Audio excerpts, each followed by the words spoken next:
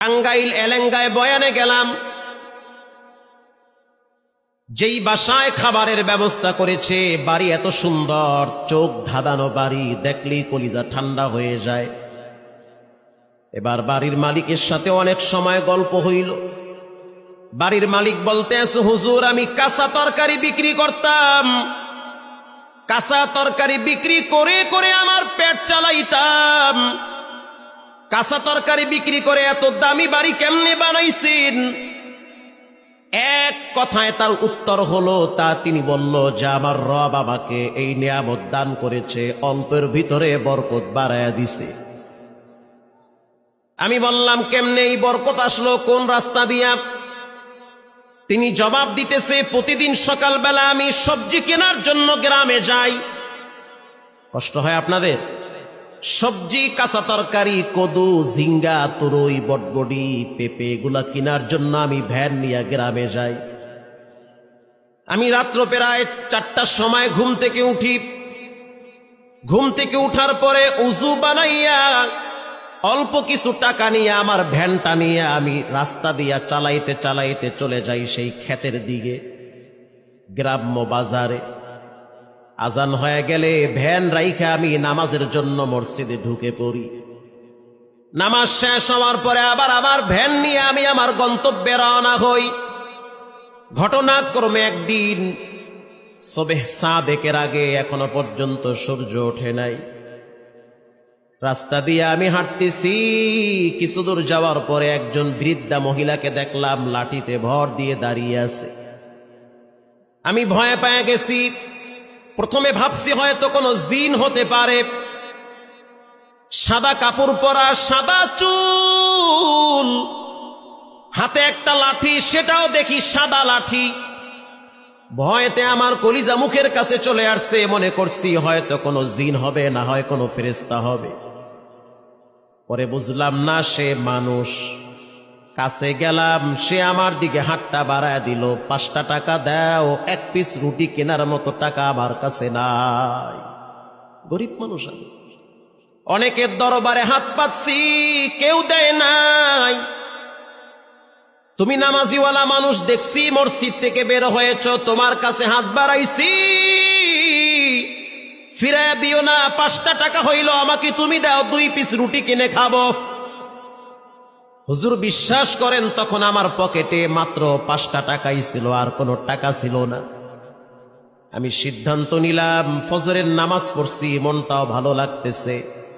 একজন গরিব মহিলা মানুষ 5টা টাকার জন্য হাত বাড়াইছে, যাক আজকের সকালের নাস্তা আমি করব না, 5টা টাকা আমি তাকে দান করে দিলাম। যখন 5 টাকা তার হাতে দিলাম, সে আমাকে বলল, বল তোর কি লাগবে?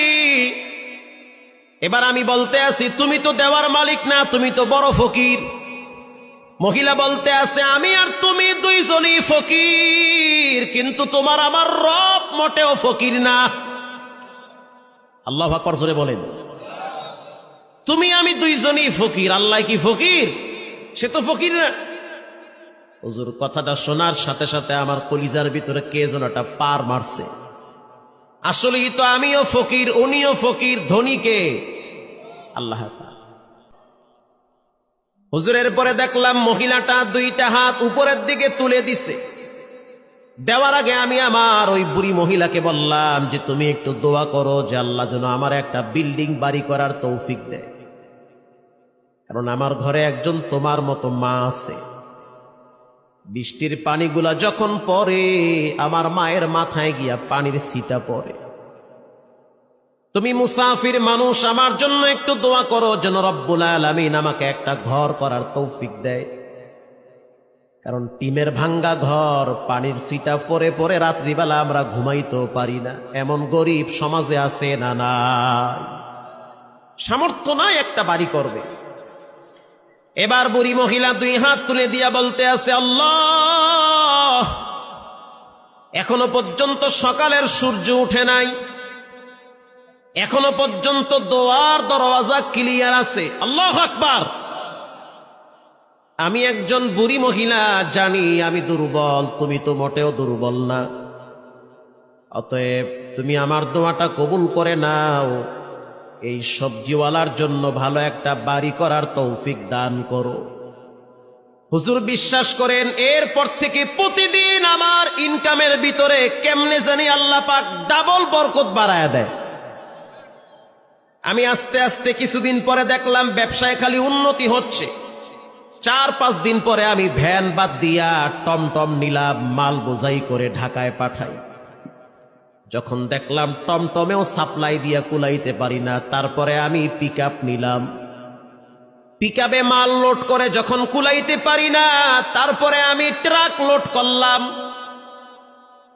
কন্টিনিউ এখন প্রতিদিন 8-10 ট্রাক আমার সবজি কারণ বাজারে চলে যায়।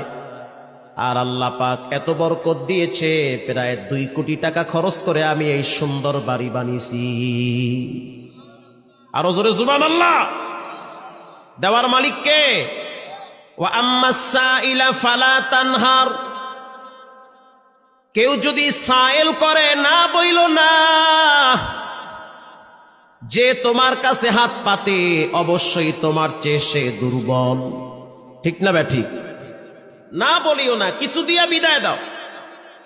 আল্লাহ রাব্বুল আলামিন বলেন, ইয়াতলুনা কিতাবাল্লাহ, নিশ্চয়ই যারা কোরআন তেলাওয়াত করে, ওয়া আকামুস সালাহ, 2 নম্বরে যারা নামাজ পড়ে, ওয়া আনফাকু মিম্মা রাযাকনাহুম সিররা ওয়া আলানিয়াতান ইয়ারজুনা তিজারাতান লান তাবুর। 3 নম্বরে যারা আল্লাহর রাস্তায় দান করে, 3 গুণ যার ভিতরে থাকবে, রব্বুল আলামিন বলেন সে সফল, তার ব্যবসা ফাটা লাগবে না। চিৎকার বের বলেন আল্লাহু আকবার। সে সফল, কামিয়াবি।